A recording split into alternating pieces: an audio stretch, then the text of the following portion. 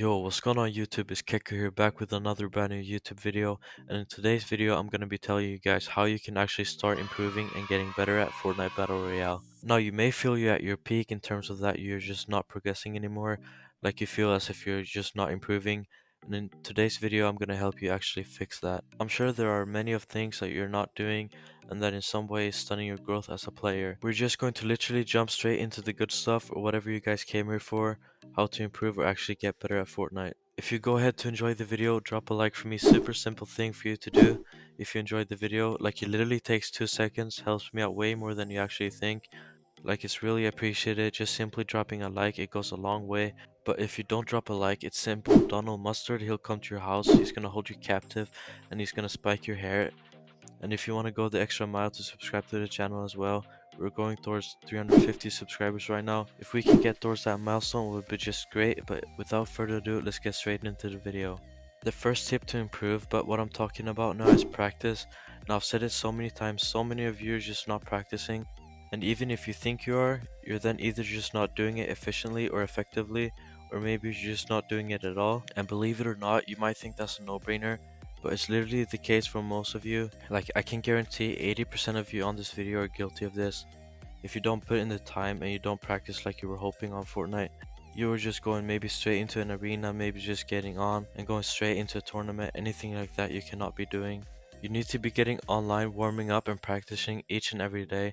This needs to be an everyday thing, and no, that doesn't just mean going creative for 20 minutes and just free build. I mean, that isn't exactly practicing. I mean, it is that you're practicing your build, your mechanics, you're exercising those in some way. You will find improvement by doing that, but I can assure you, even if you're going in creative building, you're just not doing the same builds every day. You're not trying to learn the new retake techniques. Anything like that is probably also the case, and even if you're building, mechanics isn't all you need in Fortnite. You need good aim, game sense, and relating to the game sense, you need to actually be revising areas you're maybe not so confident with or just weaker. So what I'm telling you to do here, this is what you need yourself to actually want to do to improve, and that's just practice. Find a set of keybinds that you think will work for you and don't change them. Having muscle memory on exactly what you need to press in every situation is extremely important when getting better at the game. If you change your binds a lot, you will never build up that practice and you will be slower than you could be. This tip also goes for your sensitivity. When you're putting in the hours, don't be constantly adjusting things. Just get used to whatever feels good to you and stick with it. You will notice that a lot of pros have different settings. One solution isn't going to be the best for everyone. And here's the thing that you really should be doing that you're probably not doing.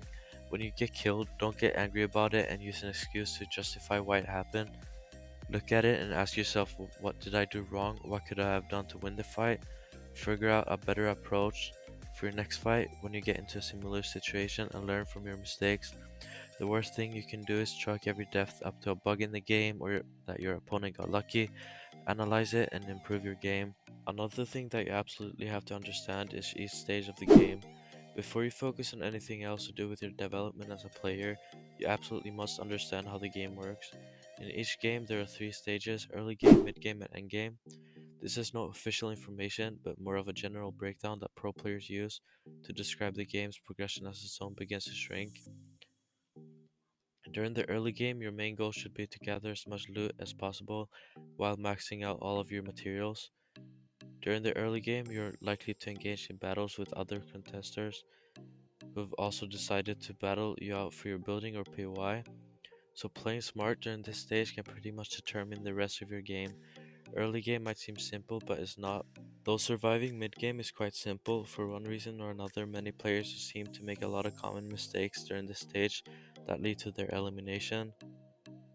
Avoid picking up random fights unless you're in bot lobbies. Ideally, in mid game, you shouldn't fight anyone unless you're forced into a fight.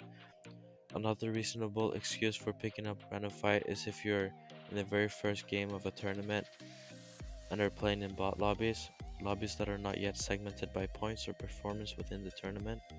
If you need to fight, end it quickly. As I just mentioned, I don't recommend you to get into battles during this stage of the game. It's a waste of resources in most cases and can get you eliminated or exposed to third-party players. While there's no clear definition of what endgame actually means, as a general rule of thumb, if you can't just walk around and loot without risking getting shot by 10 different players, then you better believe that you're in the final stage of the game. Unlike the two other stages, when you're in the end game, you cannot afford to make any mistakes, as that can lead to you getting focused by other players with nowhere to hide. This will often lead to your elimination or a huge waste of materials as you attempt to save yourself from the pressure. Endgame is often the most enjoyable yet crucial part, as this is where everything is decided from all of your hard work during the entire game. And also look for easy picks. If you're playing competitive Fortnite, eliminations are the second best way to get more points after placement. If you're in pretty good position during the end game, look around for people that are struggling and try and eliminate them. Those would be some easiest kills that you will get during the end game. And yeah, that's gonna be everything for the video. If you enjoyed it, make sure to slap a like on the video and subscribe to the channel, and I'll see you in the next one. Peace.